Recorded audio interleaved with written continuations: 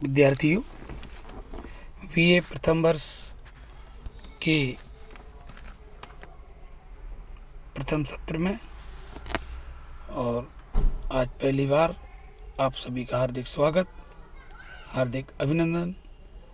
राजकीय महाविद्यालय बस्सी के हिंदी साहित्य के छात्रों को मैं डॉक्टर गजेंद्र कुमार जैन की ओर से। विद्यार्थियों, आपको पाठ्यक्रम प्रथम वर्ष के हिंदी साहित्य प्रथम प्रश्न पत्र और द्वितीय प्रश्न पत्र दोनों के बारे में ज्ञात होगा, और यदि नहीं है तो सुलभ संदर्भ के लिए आपको हम कुछ दिनों में या आज शाम को आपको व्हाट्सएप ग्रुप पर उसको प्रेषित कर दिया जाएगा। हम आज प्रथम वर्ष के हिंदी साहित्य के प्रश्न पत्र में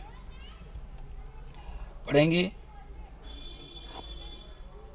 आदिकाल एवं भक्तिकालीन साहित्य परिचय। देखिए, हिंदी साहित्य के इतिहास की जब बात आती है तो प्रारंभ का जो काल है वो आदिकाल आपको जानने समझने में आता है। वह है, उसमें कई तरह की समस्याएं आती हैं। नामकरण की समस्या है और कौन सी रचनाएं किस पैमाने से इस काल में रखी जाएं या न रखी जाएं। विद्वानों में तमाम प्रकार के विवाद हुए, चर्चाएं हुई, बहसें हुई। फिर एक बात आती है कि अधिकांश मत जहाँ पर हों उस बात को मान लिया जाता है और बात आगे बढ़ती है। चूँकि प्रथम प्रश्न पत्र में आज हम बिना भूमिका किए आपको आदिकाल की ओर ले चलते हैं कि आदिकाल का परिचय एवं नामकरण। विद्यार्थियों, आदि और काल, यहाँ पर आपको हमने आप स्लाइड में देख रहे होंगे अलग अलग लिखा है, जबकि एक शब्द है। ये टाइटल में अलग अलग लिखने का अभिप्राय यह है, ये दो शब्दों से ये शब्द एक आदिकाल निर्मित हुआ है। आदि माने आरंभ का, काल माने समय।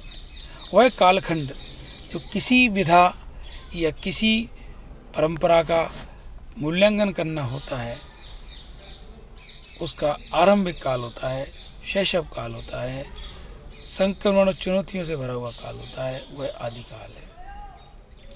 इस काल को आचार्य रामचंद्र शुक्ल ने वीर गाथा काल नाम दिया था। डॉक्टर ग्रियर्सन ने चारण काल नाम दिया था। राहुल सांकृत्यायन ने सिद्ध सामंत काल नाम दिया था। और नामकरण के बारे में आपको और भी इसमें मत मिलेंगे। आपको वीर काल भी नाम दिया है विश्वनाथ प्रसाद मिश्र ने, और मिश्र बंधुओं ने आरंभिक काल नाम दिया था। ये आदिकाल जो नाम है आपके सामने स्वीकृत है और बहुप्रचलित है। यह नामकरण आचार्य हजारी प्रसाद द्विवेदी की तरफ से आया है। महावीर प्रसाद द्विवेदी, जिनके नाम पर अब द्विवेदी युग जाना जाता है, वो महावीर प्रसाद द्विवेदी ने इस कालखंड के लिए बीज वपन काल नाम दिया है, क्योंकि आज जिसे हम हिंदी साहित्य के नाम से जानते समझते हैं उसके बीज आरंभिक साहित्य में मिलते हैं, इसलिए उसको उन्होंने बीज वपन काल नाम दिया है। ये आदिकाल के बारे में है और नामकरण के बारे में बात आती है कि आदिकाल का नाम वीर गाथा काल जो दिया है रामचंद्र शुक्ल जी ने, उसका कालखंड भी तो होगा जी। सन 1983 से सन 1318 आप सोच रहे होंगे क्या 83 की 84 नहीं हो 90 नहीं, आप 1000 ही कर देते। नहीं, इस कालखंड का भी उन्होंने आधार रखा है, कुछ रचनाएं रखी हैं, उसको उन्होंने उसके आधार पर उन्होंने संवत विक्रम संवत में आपकी प्राचीन रचनाएं मिला करती हैं, आज से 100 साल पुरानी रचनाएं। ईसवी सन का प्रयोग नवीन है। तो विक्रम संवत 1050 से विक्रम संवत 1375 के बीच की रचनाएं हैं, वो आदिकाल में गणित की जाती हैं। ये सीमा रेखा है कालखंड के हिसाब से। आचार्य रामचंद्र शुक्ल ने इस काल की जो 12 रचनाएं थी उनको उन्होंने देश भाषा काव्य की संज्ञा दी। उसमें कुछ अपभ्रंश की रचनाएं हैं और देश भाषा है लोक भाषा की। विजयपाल रासो, हम्मीर रासो, कीर्तिलता, कीर्ति पताका, कुमान रासो, बीसलदेव रासो, पृथ्वीराज रासो, जयचंद्र प्रकाश, जय मयंक जसचंद्रिका, परमाल रासो, खुसरो की पहेलियाँ और विद्यापति की पदावलियाँ। ये 12 पुस्तकों की दृष्टि से इन्होंने इस कालखंड को वीर गाथा काल नाम दिया है। क्यों? क्योंकि इसमें खुसरो की पहेलियाँ, विद्यापति की पदावली और बीसल देवरासो, इनको छोड़ करके सारी रचनाएं ये वीर रस और वीर गाथा का बखान करने वाली रचनाएं हैं। आचार्य रामचंद्र शुक्ल के अनुसार कुछ रचनाएं पीछे की हैं, कुछ नोटिस मात्र ही हैं, कुछ जैन धर्म की उपदेश परक पुस्तकें हैं।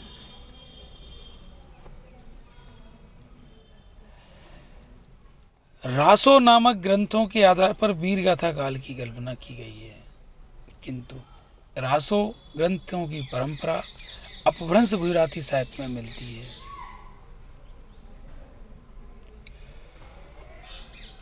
और वह रास श्रृंगार और भक्ति के रूप में बहुधा जाना जाता है। और इन रासो परंपरा में आपको एक ख्याल होना चाहिए, 2 प्रकार की परंपराएं मिलती हैं, एक साहित्यिक पठित रूप की और दूसरी गेय रासों की। कुछ समय बाद अपभ्रंश में ही एक अब्दुल रहमान कवि की रचना थी संदेश रासक। वो साहित्यिक परंपरा की कृति है और उसी दौरान गुजराती में भरतेश्वर बाहुबली रास और बीसल देव रास, ये गेय परंपरा की रचनाएं में सामने आती हैं। अब जो भी हो, यदि वीर गाथा काल नाम आचार्य शुक्ल ने दिया है तो उसके बारे में आपत्तियां बहुत विद्वानों को आई हैं। उसमें एक यह है कि रास ग्रंथों के आधार पर इस काल का नाम वीर गाथा काल रखना युक्तिसंगत नहीं है। चारण काल भी नाम नहीं दिया जा सकता। राहुल संकेत क्यों? क्योंकि राजस्थान में चारण भाटों ने कुछ काव्य ग्रंथ लिखे हैं, किंतु वे इस काल की सीमाओं से बहुत बाद के हैं। और चारण का नाम देंगे तो पूरा भक्ति काल इसमें आ जाएगा, रीति काल भी आ जाएगा। अब आते हैं रीति। राहुल संकेतैन ने इस काल को सिद्ध सामंत काल नाम दिया है। क्यों? बौद्ध, नाथ और सिद्धों द्वारा लिखा हुआ साहित्य बहुत मिलता है। सामंत माने उस वक्त के छोटे छोटे राजा थे, उनकी स्तुतियां या उनके बखान इस रचना में बहुधा प्राप्त हैं। साधारणतः सन ईस्वी की 10वीं से लेकर के 14वीं शताब्दी के कालखंड को हिंदी साहित्य का आदिकाल कहा जा सकता है।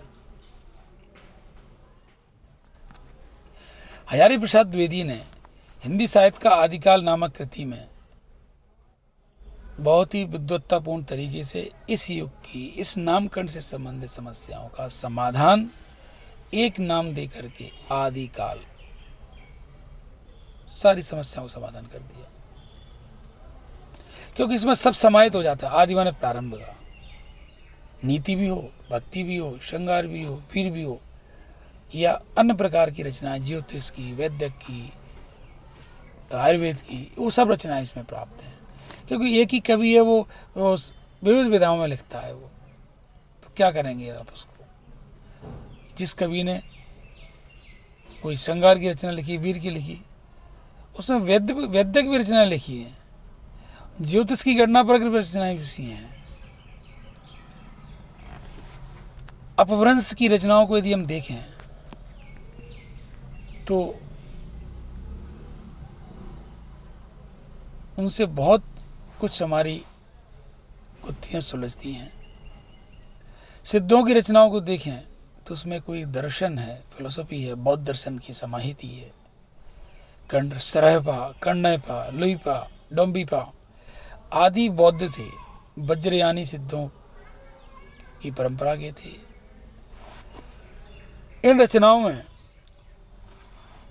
पश्चिमी अपभ्रंश और पदों में पूर्वी अपभ्रंश के रूप प्राप्त हैं। ये उपदेश संप्रदाय से बाहर सामान्य जनों के लिए है। इसी प्रकार जैन मुनियों, योगेंदु का परमात्म प्रकाश योगसार, मुनि राम सिंह का पाहुर दोहा आदि कृतियों में भी यही परंपरा चलती है। इस धारा का परिचय देने वाले दोहे छंद ग्रंथों, अलंकार ग्रंथों में बिखरे हैं। विद्यार्थियों, दोहा अपभ्रंश और आदिकालीन हिंदी का बहुत ही प्रसिद्ध छंद है। इस दोहे में दो लाइन के दोहे में धर्म का उपदेश, नीति का बखान, सूक्तियां, श्रृंगार, वार्निंग, चेतावनियां, ये सब दोहे का प्रयोग अपभ्रंश कवियों ने खूब किया है। परमात्म प्रकाश, योग सार, पावर दोहा इसी छंद में निबद्ध है।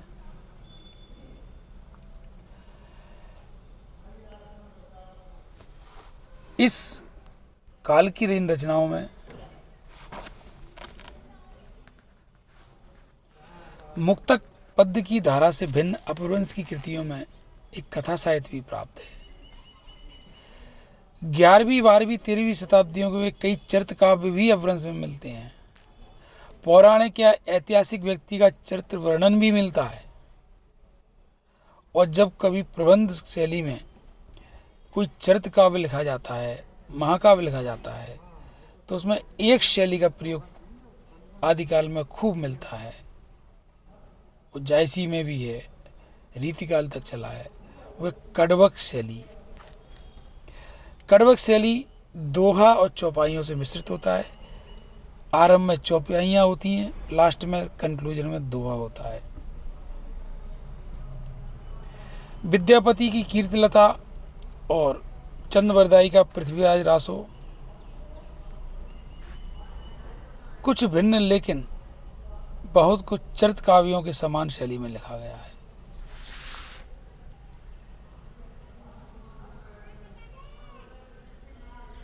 और भी एक रचना है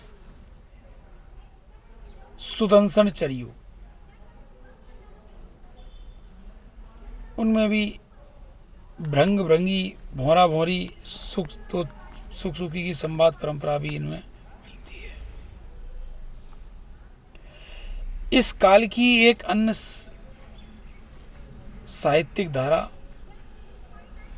रासक। देखिए विद्यार्थी, इसमें एक प्रश्न आपको एक अलग से पूछा जाता है। यह देखिए स्नातकोत्तर स्तर का है। रासो, रास, रासक, रसायन, ये आपको तरह तरह के नाम मिलेंगे। कुछ इसमें समानताएं, कुछ असमानताएं भी हैं। जैसे एक संदेश रासक, यहां पर क्या है, ये विविध छंदों वाला साहित्यिक रूप इस पाठ में है। और ये रचनाएं गाकर सुनाई जाने वाली रही होंगी। छंद वैविध्य यहाँ कम है। अब जैसे उपदेश रसायन है। इसमें उपदेश चूँकि इस नाम से ही स्पष्ट है। रसायन, रसायन जैसे प्रकार से कोई वर्तमान में कोई होता है तत्व के लिए कहते हैं केमिस्ट्री। उपदेश रसायन सार, नरपतिनाल का बीसल देव रास और पृथ्वी रासो। इस प्रकार से छंदों की विविधताएं हैं, नाम के कुछ पार्थक्य हैं। कुल मिलाकर के विद्वानों का एक मत है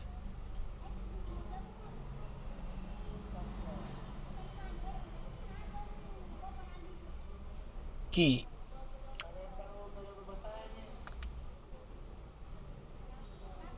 सभी कृतियां हिंदी प्रदेश के बाहर ही लिखी गई मिलती हैं।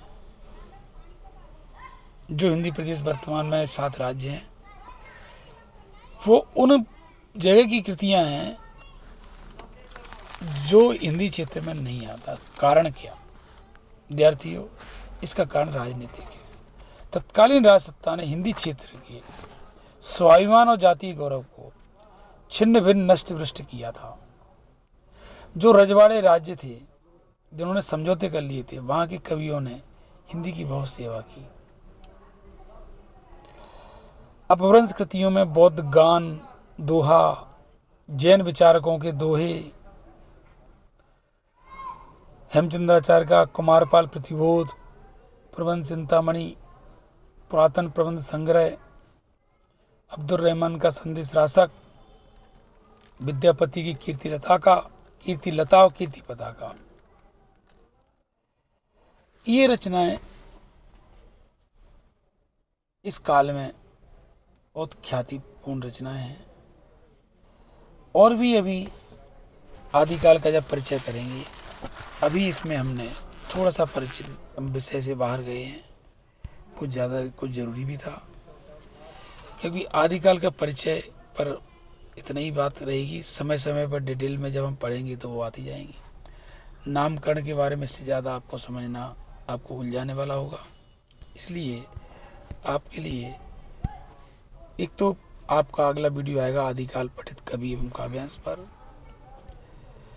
आदिकाल नामकरण की समस्या पर अभी हमने विचार किया है। कुछ चीज़ छूट गई होगी, दोबारा भी आ सकती है। और सार की बात यह है कि आदिकाल हिंदी साहित्य का एक सामग्री संकलन का काल है। तरह तरह की सामग्री उस वक्त जितनी इकट्ठी हो गई हैं, आज उससे कई गुना प्रकाश में आ चुकी हैं। तरह तरह की विधाराएं हैं। खासकर आदिकाल में जो भक्ति और संत साहित्य है, धार्मिक साहित्य है, उसकी तो बहुत परंपराएं प्रकाश में आई हैं। हजारों की रचनाएं प्रकाश में आई हैं। पांडुलिपि मिशन जब अपना कार्य करता है तो उसमें सारी रचनाएं प्राप्त भी होती हैं। मेरे पांडुलिपि संग्रह में भी कुछ रचनाएं हैं। तो आज हम इतनी बात कह कर के अपनी बात को पूरा करेंगे कि आदिकाल हिंदी साहित्य का एक आरंभिक या शैशवकालीन का चेहरा है, जहाँ पर भाषा अनगढ़ है, शैलियाँ और सारी पद्धतियाँ एक संकलित रूप में हैं।